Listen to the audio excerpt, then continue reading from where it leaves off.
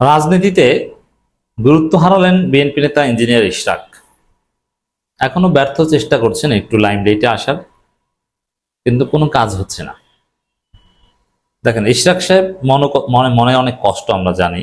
তার কথার মধ্যে সেই মনোকষ্ট ফুটে ওঠে। তার কথার মধ্যে আগের জোশ আসে না, কারণ তিনি যে নাকানি চুবানি খেয়েছেন, যেভাবে অপমানিত হয়েছেন, যেভাবে ধরা খেয়েছেন, যেভাবে ধৈর্যে হয়েছেন, এতে তরুণ প্রজন্ম এখন তাকে দেখলে হাসে। তিনি এখন ট্রলের যোগ্য। কি হয় কবরে যাব, নইলে শপথ করব, শপথ না পারলে নিজে নিজে শপথ করব। কত কিছু, 70টা তালা দেওয়া, কত ঘটনা, কান্না কাটি। ওই একবার দৌড় দিয়ে ব্যাঙের মতো লাফাইতে লাফাইতে যমুনার সামনে যায়, এরপরে শাহবাগে, এরপরে আবার নগর ভবনে, আবার দুই গ্রুপে গাঞ্জার ভাগাভাগি নিয়ে মারামারি করে, শেষ পর্যন্ত তালা খুলে বাড়ি চলে যাও। এবং শেষে যাওয়ার সময় নাকি মাইর খেয়ে গেছে, তার ভাষ্য মতে মাইর খেয়ে গেছে, যদি মারামারিটা নিজেদের দুই গ্রুপে হয়েছে। ইশরাকের কোনো দাম নাই এখন রাজনীতিতে। রাজনীতিতে ইশরাক মানে হাসির পাত্র, যে ধৈঞ্চা, যে বলে যে হয় কবরে নইলে শপথ, নিজে নিজে শপথ করবো, আসলে কিছুই হয় না। আর ইশরাকের শপথ করাটাকে এখন মানুষ বানিয়েছে শিবিরের সাথী শপথ করা বা সদস্য শপথ করা। শিবিরের ছেলেরা মিম বানায়, আমি শিবিরের সাথী শপথ নেব, সদস্য শপথ নেব, আমি নিজেই দায়িত্বশীলরা পড়াবেন নাকি, না আমি নিজেই সাথী হিসাবে কাজ শুরু করে দেব। তো ইশরাক রাজনীতিতে গুরুত্ব হারিয়েছেন। দেখেন, পরাজিত শক্তির কোনো গুরুত্ব থাকে না। ইশরাক পরাজিত শক্তি। কিভাবে পরাজিত? এই যে ইশরাকের চূড়ান্ত পরাজয় হয়েছে।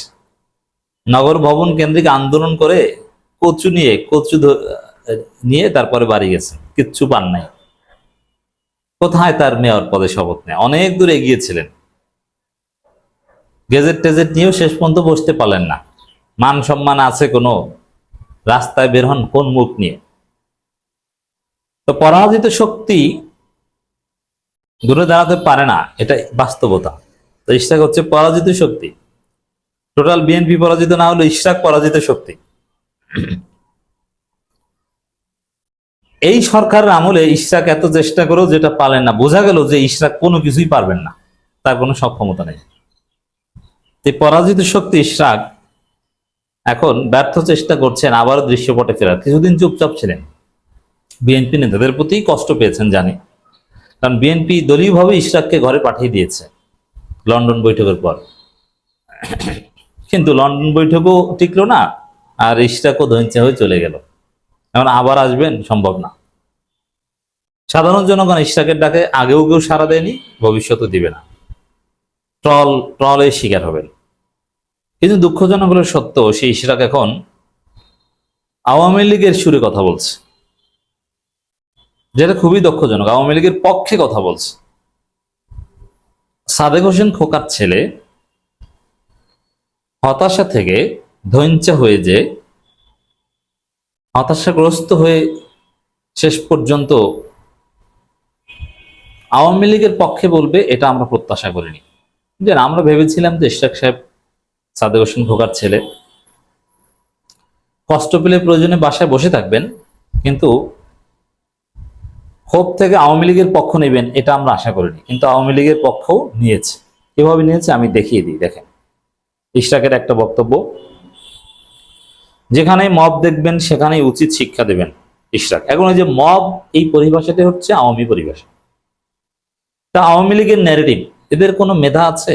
ইঞ্জিনিয়ারিং করেছে কিন্তু পলিটিক্যাল সায়েন্স তো পড়েন নাই। আরে ভাই, আপনার পরিভাষা আপনি নিজে আবিষ্কার করেন। আচ্ছা, আর মব যে হয়, বাংলাদেশে মব হয়, আর আমরা মবের পক্ষে। মব জিনিসটা, মব নেগেটিভলি বলেন আওয়ামী লীগ, ভারতীয় মিডিয়া, সেটা নিয়েছে ইশরাক। এটা দুঃখজনক। আর দ্বিতীয় কথা হচ্ছে, যেসব জায়গায় মব হয়, বলা হয়, সেই মবটা কার বিরুদ্ধে হয়? সেটা আওয়ামী লীগের বিরুদ্ধে হয়। যেমন আওয়ামী লীগের সিইসির বিরুদ্ধে হয়েছিল, অথবা সেই বিচারপতি মানিকের বিরুদ্ধে হয়েছিল। বিএনপির কারো বিরুদ্ধে তো মব হয় না। তাহলে কি বোঝা বলে? এই মব হয় যেখানেই মব, সেখানে উচিত শিক্ষা দেবেন। এর মানে কি, আওয়ামী লীগকে কেউ ধরলে আমরা আওয়ামী লীগের পক্ষে নিব, এটা বুঝিয়েছে। আরো সুনির্দিষ্টভাবে আওয়ামী লীগের পক্ষ নেওয়ার মতো আলামত ইশরাকের বক্তব্যে আছে, আমি আসছি সেদিকে। তো এই যারাই দেখবেন যে এই মবের বিরুদ্ধে কথা বলে, বুঝবেন যে তারাই হচ্ছে আওয়ামী ন্যারেটিভ গ্রহণ করেছে, ভারতের সাথে যোগাযোগ আছে। ওটা ভারতের বুদ্ধিজীবীরা শিখিয়ে দেয়, তারপরে সেটা বলে যে তোমরা মবের বিরোধিতা করো।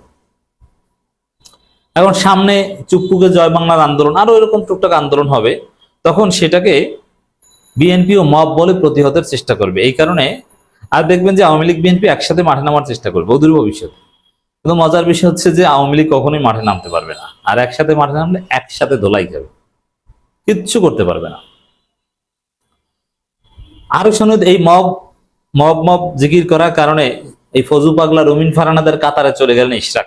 ইশরাক সাহেব বিএনপির জিয়াউর রহমান এবং খালেদা জিয়া পন্থীদের মধ্যে ছিলেন, কিন্তু না, জাতীয়তাবাদ এবং ইসলামী মূল্যবোধ পন্থীদের মধ্যে ছিলেন ইশরাক, কিন্তু এখন নেই। এখন ইশরাক সাহেব রুমিন ফারহানা এবং ফজু পাগলা আর কাতারে চলে গেলেন এই মব মব বলে।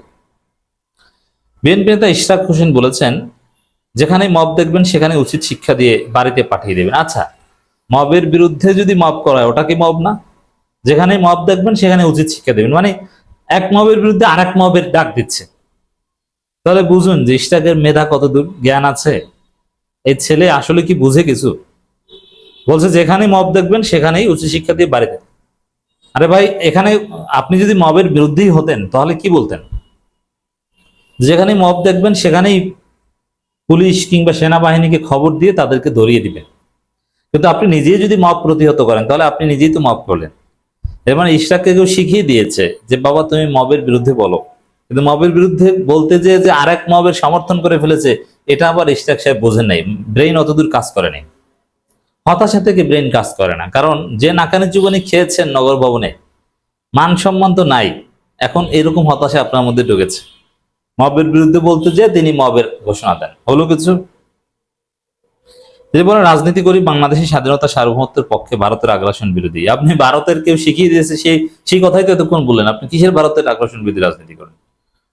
অন্য যে কোনো দেশ, সেটা পাকিস্তান হোক, আমেরিকা হোক, চায়না হোক, রাশিয়া হোক, তাদের আমরা থোড়াই কেয়ার করি, আমরা চাই সবার আগে বাংলাদেশ। এগুলো ফাউল স্লোগান। বিএনপি এখন ভারতের দালাল, তার ভারতের কুলে উঠেছে। ইশরাক হোসেন বলেন, আমাদের নেতার ব্যাপারে যখন কটূক্তি করা হবে অবশ্যই সেটা বাংলাদেশের কোটি মানুষের বুকে দাগ কাটবে। হ্যাঁ, রাইট, এটা ঠিক। কোটি বলতে মানে তাদের সমর্থক যারা। তবে এটা ধৈর্যের সাথে এটা মোকাবেলা করা কিংবা হজম করাটার মধ্যেই জ্ঞানীর পরিচয়। রাজপথে নামলে আপনাদের নেতার প্রতি কটূক্তি বাড়বে কিংবা মানুষের ক্ষুব্ধ হবে। বাংলাদেশে থাকেন, দেখেন এই পয়েন্টটা দেখেন, বাংলাদেশে থাকেন, বাংলাদেশের মাটিতে থাকেন, কোন জেলার মানুষ সেন্টিমেন্ট কি, কোন জেলার মানুষ কোন কথা বললে কিভাবে রিয়াক্ট করতে পারে, এগুলো আপনারা জানেন না। রাজনীতি অনেক দূরের কথা, আপনাদের প্রাইমারি স্কুলেও পাঠানো দরকার। এই কথার অর্থ কি জানেন? যে আপনারা বাংলাদেশে থাকেন, গোপালগঞ্জে যে গোপালগঞ্জ জেলায় মুজিববাদের বিরুদ্ধে মুজিববাদ মুর্দাবাদ এইসব স্লোগান দিলে যে তারা কিভাবে রিয়াক্ট করবে এটা বুঝেন নাই, সেখানে গেছেন কেন? বুঝতে পারছেন ইঞ্জিনিয়ার কোথায় নেমেছে? এখন গোপালগঞ্জবাসীর আওয়ামী লীগের পক্ষে অবস্থান নিয়েছে। এটা দুঃখজনক।